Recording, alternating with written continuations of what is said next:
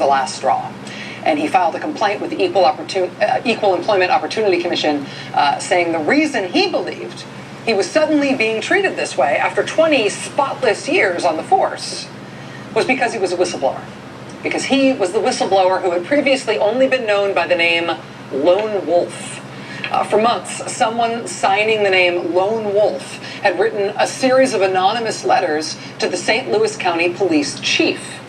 The letters started in December 2012, and they said that a powerful and well-connected lieutenant in that police department had been directing uniformed St. Louis County police officers that they should specifically arrest black people, that they should specifically target black people for arrest in specific shopping areas in southern St. Louis Why County. did this woman say black people like that? I don't get it. Said that this lieutenant would make these claims out in the open at roll call. Then listen to what she says. With the other officers present, the lieutenant would say things like, quote, "Let's have a black day. Let's today stop everybody with a tan. Let's stop everybody black at the mall. Quote, let's make the jail cells more colorful." According to Lone Wolf, this whistleblower, among the uniformed officers who were being told this by their lieutenant at the start of their shifts at roll call, there were some black officers. Lone Wolf says the lieutenant dealt with that awkwardness by telling those black officers, "Don't worry, I don't mean you guys, you're the good ones." Lone Wolf, the sergeant who was the whistleblower, later told the St. Louis Post-Dispatch that he had waited months before summoning the courage to write those anonymous letters about the behavior of his lieutenant, because he said this lieutenant had often bragged about being really well connected, about knowing all the top commanders in the department. The whistleblower told the paper, quote, "I had no intention to take the police department down. But these things had to be stopped. When a black person can't go shopping at a mall, it's wrong. This isn't 50 years ago." Both the sergeant who was the whistleblower and the lieutenant who he was whistleblowing against, trying to justify this fucking killer?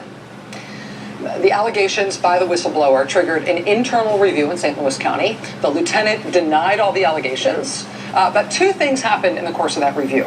First thing, Lone Wolf, the whistleblower, when he came forward and talked to internal affairs, so inside the police department, they knew who had previously been anonymous. They knew who had been the whistleblower. That, he said, is when this chain of retaliation started against him. Losing his take-home car, getting drug tested, getting transferred far away from his house, getting those demerits essentially in his personnel file, all the rest of it. He says that started as soon as he identified himself to internal affairs. Internal retaliation for blowing the whistle on another cop. But the investigation did happen, though.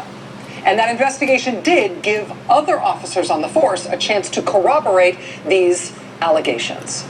And sure enough, by the time the county police chief fired that lieutenant in St. Louis County, it was because that police chief, through the internal affairs investigation, was able to find not one, not two, but at least 9 other officers who said, yeah, that stuff that the guy was alleging, that actually did happen. The letter from the county police chief to the lieutenant ultimately firing him, that letter was leaked to the St. Louis Post-Dispatch. It said in part, quote, "You were heard by at least 9 officers on multiple occasions directing enforcement actions on persons with black, tan, or colored skin without any reference to probable cause."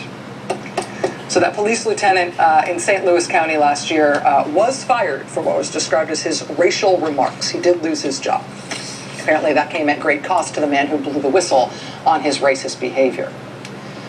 After the lieutenant was fired, the police chief in St. Louis County also announced that he would also ask for new data about race and policing in St. Louis County. He said he would contact a team of researchers at UCLA in California to come in and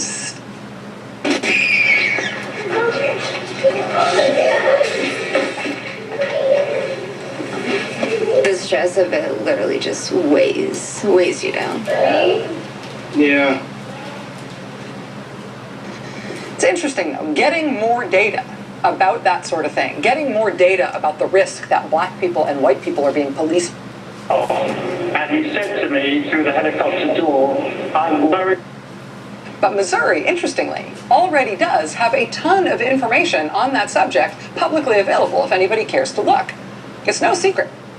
And there's an interesting reason why. In the year 2000, the Missouri legislature had a particularly bad year. It was described as a caustic legislative session in 2000 in the great state of Missouri. But one of the things they did pass by overwhelming margins in both the House and the Senate that year in Missouri was a bill about racial profiling.